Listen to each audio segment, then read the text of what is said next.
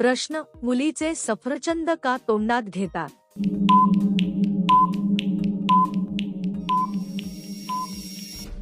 उत्तर: हा प्रश्न आरोग्यस्थानाशी संबंधित आहे. सफरचंद खाल्ल्याने शरीराला फायबर मिळते. यामुळे पचन सुधारते आणि ऊर्जा मिळते. म्हणून आहारात सफरचंद उपयुक्त मानले जाते.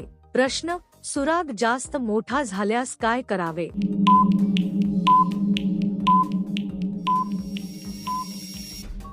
उत्तर: कोणतीही समस्या वाढल्यास डॉक्टरांचा सल्ला घ्यावा.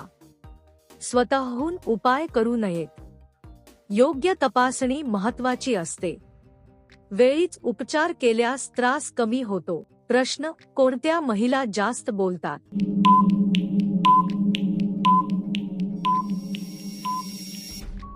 उत्तर: हे व्यक्ती स्वभावावर अवलंबून असते. लिंगावरून निष्कर्ष काढणे योग्य नाही. काही लोक बोलके तर काही शांत असतात. हे पूर्णपणे वैयक्तिक असते. प्रश्न: पत्नी कधी काम करू देत नाही?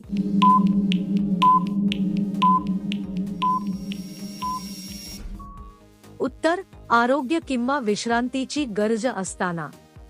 ताणतणाव जास्त असेल तेव्हा. कुटुंबियांची काळजी म्हणूनही असे होऊ शकते. संवाद महत्त्वाचा असतो. प्रश्न: बाईला उघड केल्यास काय होते?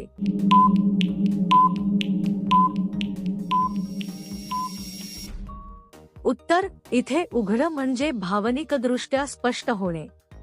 अशावेळी विश्वास वाढतो. संवाद सुधारतो. नातेसंबंध मजबूत होतात. प्रश्न: कोणता भाग चाटला तर बाईची ओळी होते?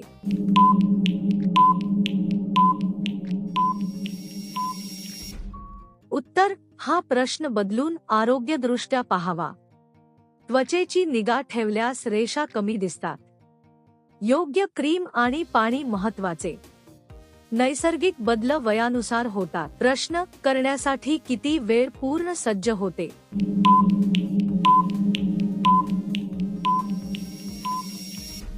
उत्तर: कोणतेही काम करण्यासाठी तयारी आवश्यक असते. वेळ व्यक्तीवर अवलंबून असतो. मानसिक आणि शारीरिक तयारी महत्त्वाची. घाई न करता नियोजन करावे. प्रश्न: मुलीच्या छातीवर लिंब का वयात दिसायला लागतात?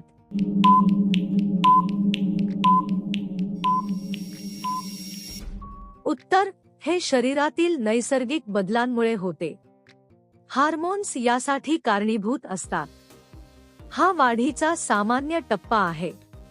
यात घाबरण्याचे कारण नसते. प्रश्न: कसे केल्यास गरोदर राहते?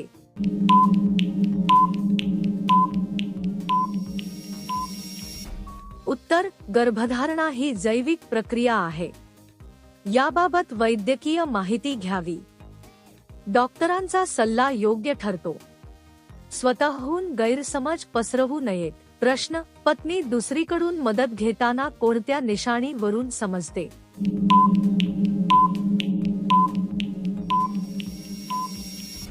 उत्तर: नात्यात संवाद कमी झाल्यास शंका येते.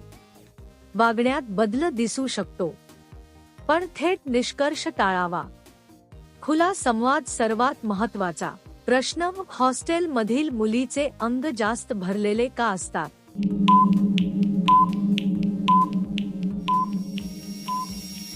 उत्तर: आहार आणि जीवनशैली बदलते.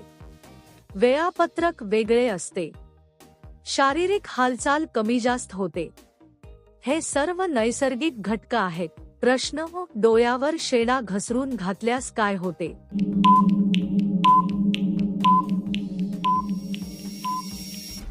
उत्तर: डोळ्यांचे संरक्षण होते.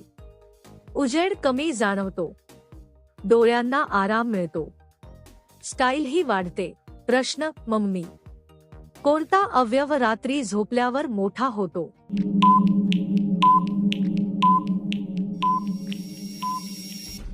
उत्तर: हा प्रश्न कोड्यासारखा आहे.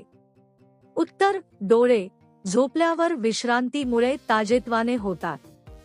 शरीर झोपेत दुरुस्ती करते. म्हणून सकाळी ताजेतवाने वाटते. प्रश्न: मागून घालण्याची योग्य पद्धत कोणती असते?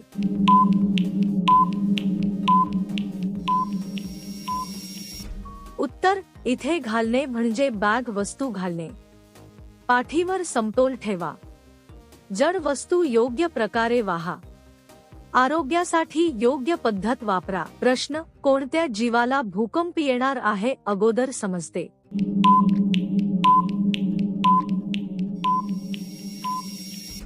उत्तर: काही प्राणी वेगळी वागणूक दाखवतात. उदा. साप, कुत्रे, पक्षी. त्यांची इंद्रिये संवेदनशील असतात. पण शास्त्रीय खात्री नाही.